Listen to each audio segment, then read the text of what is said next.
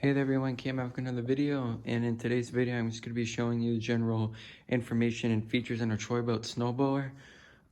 This is a Troy-Bilt 28-inch clearing width, 9.5 horsepower, N9528 Troy-Bilt model. This isn't mine, it's at our grandma's, but this is the day of the nor'easter starting, and we're keeping it here to do our area first. So we're going to have two snowblowers running at once. It just looks so beautiful right now with two of them like that. The tarp's there because there was a leaking problem, but it's all been resolved. And I'll explain what that is in a minute in case you have the same problem. Now, is this thing the best? No. Proper maintenance wasn't really done to it, but general features is this is this would adjust the angle of the chute, but it's broken. And this is the furthest I could get putting it down without, I don't know if the thing's gonna go flying, but push this back and that should open all the way.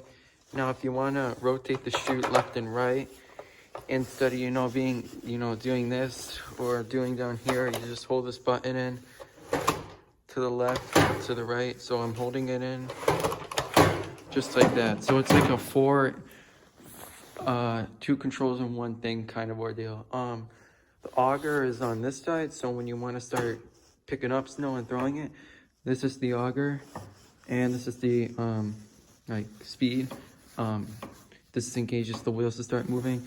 This does have the auger lock on it, so when you put that down and then you go, it'll lock the auger. Take your hand off it. What else? Oh, this so to start it, you gotta make sure you want to have enough engine oil right there. That's where your spark plug is. That's where gas goes. Do not get confused with that. This is your ignition key, and it's a helpful tip if you want to put a zip tie around it. So, snowblowers tend to vibrate. So if it vibrated out and you didn't have that, and it'd be hard to find because without this, the machine can't run. And just because you think it'll shut off right away, sometimes snow will come down so fast, it can, stuff moves, Jesus Christ, there we go. It's hard with the beer, but there we go. This is the choke. So when you want to start it, put the choke all the way over, and then once it starts on, start closing it, opening it slowly. Don't immediately flip over. This is your throttle. Usually you want to snowblow the throttle all the way up, or else it's pretty pointless. There's three ways to shut the machine off. Technically four. The first one is the stupid one if you run out of gas. The second one is you take the ignition key out. The third one is you could, if it comes to last resort, if it won't shut off with the throttle or the key, just turn the choke back over because it'll flood the engine out, shut it off, or put the throttle all the way down. So there's a lot of ways to turn off snowblowers, which is helpful. And the front, you can see it has the clogging broom shovel. So if a snowblower gets clogged, try to use the shovel first, but if it's really bad, shut the machine off and go from there.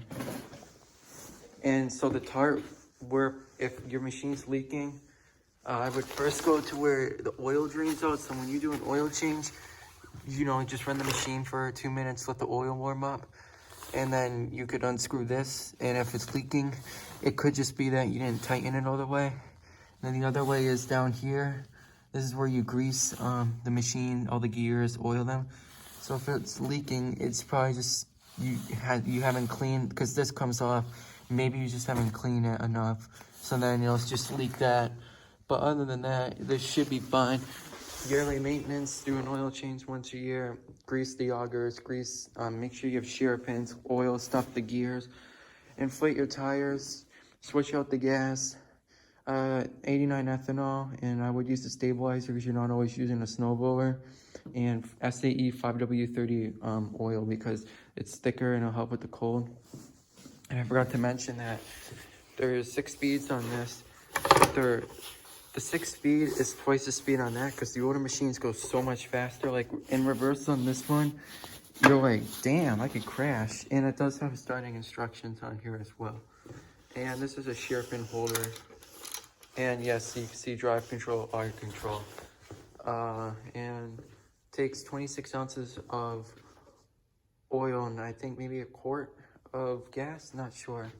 And that should conclude the video, so hope that'll help and hope everyone gets rid of the storm. It's gonna be a classic New England nor'easter. We're gonna get probably a foot of snow. Pending this video, I'll try to get the video out today as soon as possible. So hope you guys enjoyed. Thanks for watching.